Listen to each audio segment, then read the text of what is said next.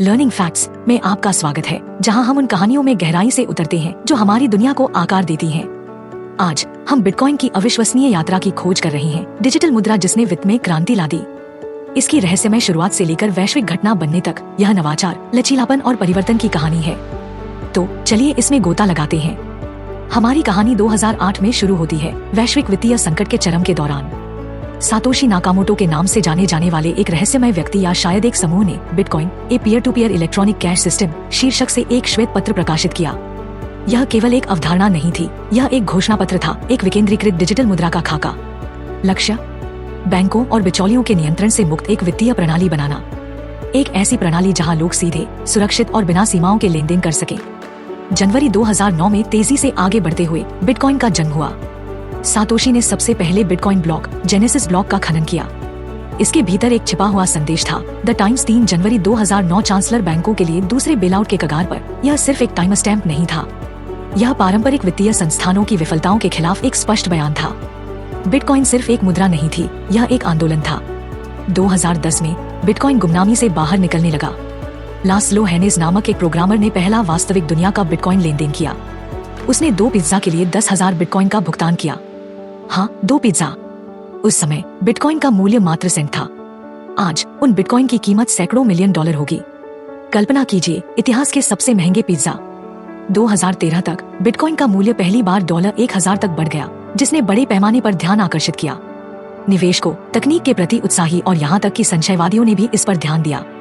लेकिन इस नई प्रसिद्धि के साथ चुनौतियां भी आईं। सरकारों और संस्थानों ने इसकी वैधता पर सवाल उठाना शुरू कर दिया। अवैध गतिविधियों के लिए इसके उपयोग और इसके पर्यावरणीय प्रभाव के बारे में चिंताएं उभरी। जांच के बावजूद बिटकॉइन आगे बढ़ता रहा। फिर 2014 आया और इसके साथ ही बिटकॉइन के सबसे बुरे पलों में से एक माउंट गोक्स है। कभी सबसे बड़ा बिटकॉइन एक्सचेंज माउंट गोक्स ने हैकर्स के हाथों 8,50,000 बिटकॉइन खो दिए, जो आज भी एक चौंका देने वाली राशि है। क्रिप्टो समुदाय हिल गया था। आलोचकों ने बिटकॉइन को मृत घोषित कर दिया। लेकिन यह अंत नहीं था, यह एक महत्वपूर्ण मोड़ था। इस घटना ने इस नए डिजिटल युग में सुरक्षा के महत्व को रेखांकित किया। बिटकॉइन सिर्फ बच नहीं पाया, यह खूब फला फूला। जैसे जैसे साल बीतते गए, टेस्ला, स्क्वायर और यहाँ तक कि पारंपरिक बैंकों जैसे संस्थागत निवेशकों ने बिटकॉइन के नजरिए को अपनाना शुरू कर दिया। माइक्रोसॉफ्ट से लेकर ओवरस्टॉक तक बड़ी कंपनियों ने भुगतान के तौर पर बिटकॉइन स्वीकार करना शुरू कर दिया।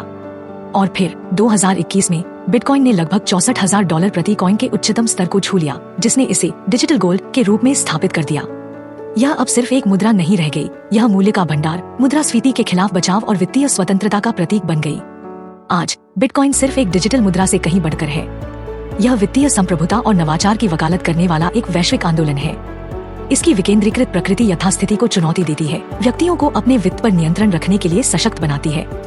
इसने क्रिप्टोकरेंसी और ब्लॉकचेन तकनीकों के पूरे पारिस्थितिकी तंत्र को प्रेरित किया है, जिसने वित्त से लेकर स्वास्थ्य सेवा और उससे आगे के उद्योगों को आकार दिया है। बिटकॉइन की कहानी अभी खत्म नहीं हुई है। यह दूरदर्शी लोगों, लचीलेपन और दुनिया को फिर से परिभाषित करने वाली तकनीक की शक्ति की कहानी है।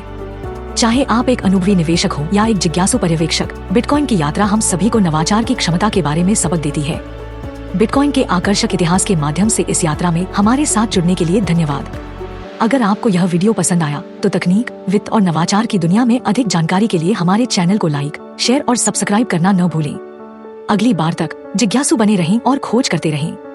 हमारी नवीनतम सामग्री के साथ अपडेट रहने के लिए उस बेल आइकन को दबाना न भूलें।